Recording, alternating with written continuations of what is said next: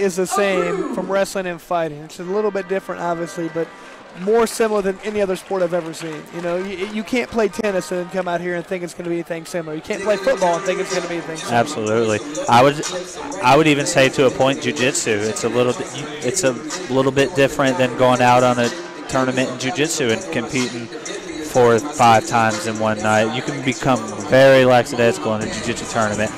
Speaking from myself, you come out here and you be relaxed, you're going to eat it and you're going to pay for it. All right, Thomas Agrue, 1-14. On paper, you think someone you're going to railroad. Not that guy. Yeah, he takes his losses, lots of them, but he's coming to fight and he's coming to knock you out. He's fighting the debut fighter in Darrell Simmons, so we'll see how this goes. Well, I know when I was up in Coliseum Combat not long ago, we had a guy named Van Vo, 1-9, fought a guy who was the 1-10. Had a big knockout recently. Yeah, and that's what I mean. You never know. It all depends on if the guy comes to fight, and if sometimes losses affect people differently. If they turn into that mentality of I'm the opponent, it's no good. If they truly believe they're going to win, they have that experience that helps them out sometimes. They have a chip on their shoulder. Van Vo got that surprise knockout of Kellen Van Camp, right? Absolutely. Yeah. I'm sorry, I didn't mean to jump on you.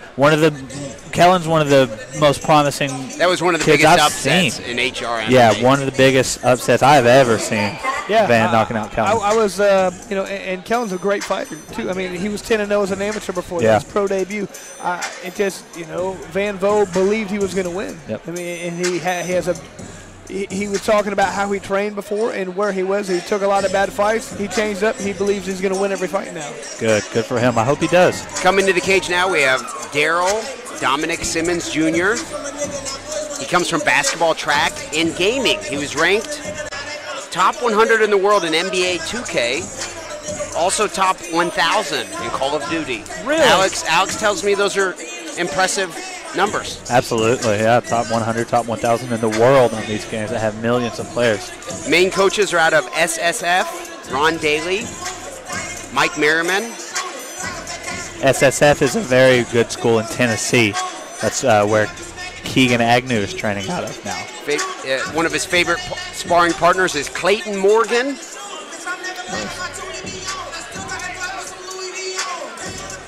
Looks like he's been at it for a while, too. Looks like about 10 years.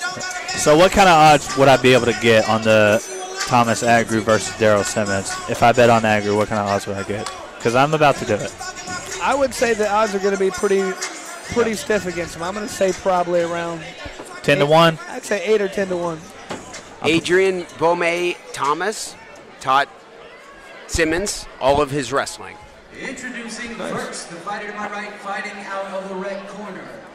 He represents Dry Ridge MMA, fighting out of Dry Ridge, Kentucky. Weighing in at 146 pounds, Thomas Agrue. And his opponent to my left, fighting out of the B2 Digital blue corner. He weighed in at 143 pounds, making his amateur MMA debut from Clarksville, Tennessee, representing Team Wildside, Darrell Simmons. Again, I know it's 1-14, but it's 15 fights of experience versus none. I know. That's why, the odds may not be quite that, but people think those losses are everything, but they're also learning experiences. They should be. Absolutely.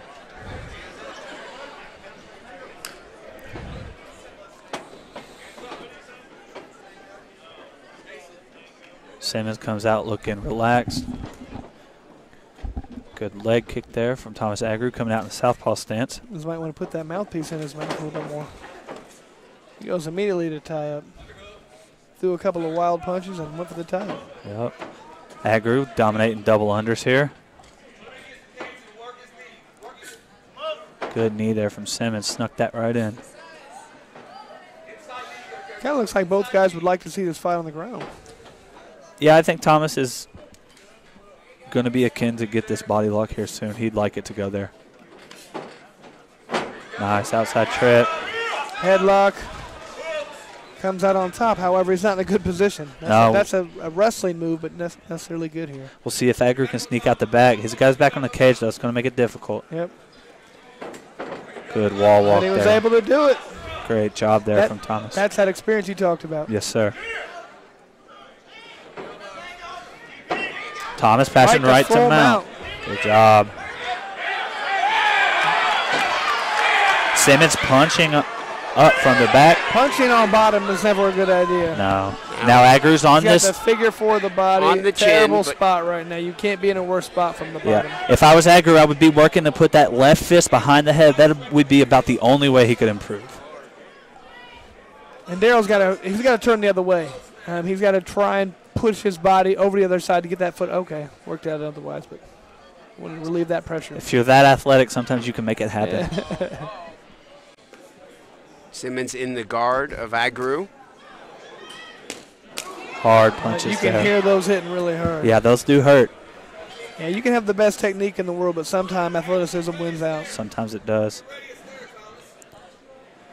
So it sounds like Rodney in Thomas Agrue's corner is telling him, when you're ready, it's there. I think he's talking about Thomas reaching in with his right hand into the leg and spinning under for that arm bar because of the posture of Darrell. Yeah, it looked like he did it a little too slow, and he really didn't commit to the move at that point. Not much urgency. Mm-hmm.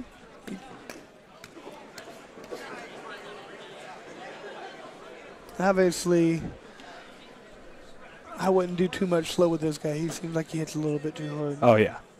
Can't give very much space. Yeah, we'll see if we don't get a stand-up here soon. Thomas doing a good job. Open his guard, feet on the hips, hand control. Triangle attempt right here. Oh, He got locked up. He's got it isolated.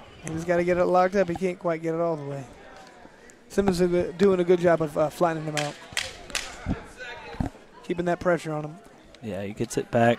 So Simmons is going to end the round on top. Chris, who would you give this round to? I would have to say Simmons. It seems like he did the most damage, and usually what I'm looking for as a judge is who's doing the most damage in the fight. Okay. Sounds like a pretty simplified approach to judging. That's how I see it. Not everybody does. You never know they're going for takedowns or going for positioning, but I'm a big believer in whoever's doing the most damage wins the fight. I was able to do some judging in the state of Kentucky, and representative from the commission, Todd Neal, day one for me said specifically that. Really? Damage. Who's doing the most damage?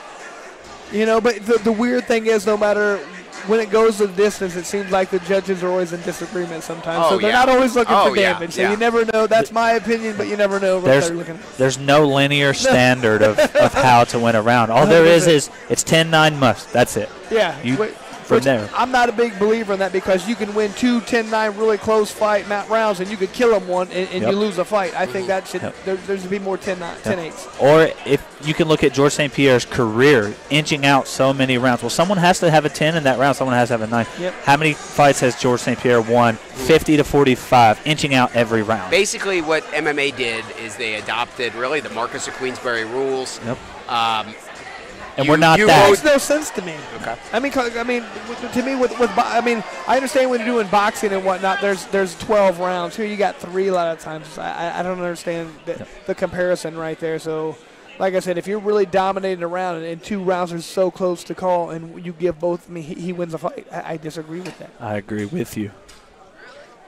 Good first round though. I want to see how this second round goes. Yeah, definitely. Thomas was able to put Simmons on the cage there. Oh, some taking big down. Wild punch by Simmons right there. Doesn't look like. A little crazy. He looks like he's ready to go to the ground again on bottom. Is he tired? I don't know. He's got his mouthpiece wide open, but he had that in the first round too. Almost trying some fancy stuff here.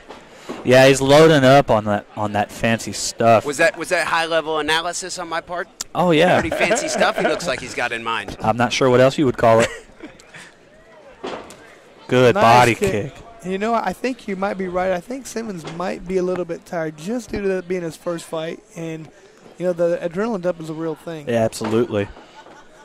Definitely the fresher fighter. Thomas seems like he's been here before. He's ready to go. Absolutely. Thomas going jab, jab, 2 to the body right before that kick. Chris Lytle, would you elaborate on the adrenaline dump? Adrenaline dump is one of the worst feelings in the world. How often does it happen? Your first fight and then every fight after, or does it go away? I wouldn't say it never really goes away, but you control it a lot better. So it's not as intense.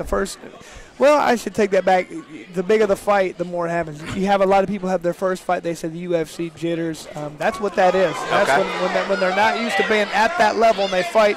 Yeah, you get nervous. You fought in a lot of little shows. You go to the big show and you're hurt. Thomas doing a great job of staying composed here. Yeah.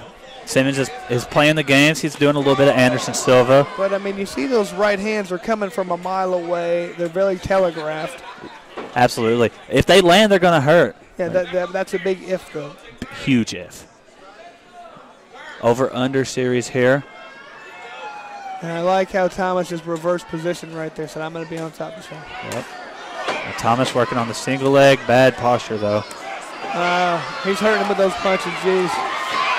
That one might have been to the spine.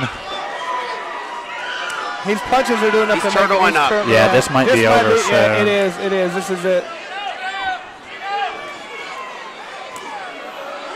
The referee's going to stop it. That's unfortunate for Thomas. He had a good shot there. Yep, I think he let those punches get to him. If he could have moved a little bit more, stopped him from throwing the big punches. Because, I mean, look at Simmons is gassed out. Yeah, he's more tired than Thomas is. 100%. But, man, that was some power. Yeah, he hits hard.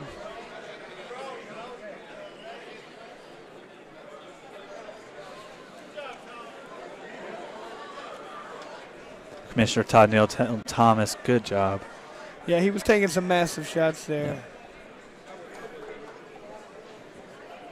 Thomas is a guy that will fight anybody. So good on him.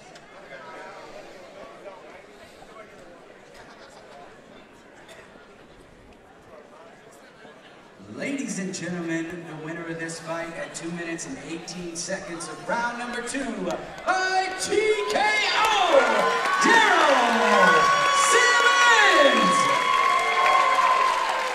And look at that, he won a free t-shirt too. Free to him. Yeah, there's nothing free, I guess, right? Nah. Debut fight gets a TKO victory. Got plenty to work on. I was going to say, I think he learned a lot in that fight, though. He'll learn how to manage his energy a little bit better, how to not waste it, when to throw hard punches, when to not throw as much. So almost an ideal, in a way, almost an ideal debut in that you get to not just one round. 100%. Go to the second round, maybe even third. You learn how to breathe, you learn how to relax, you learn how to be tired and still come out with that victory. That's a great night.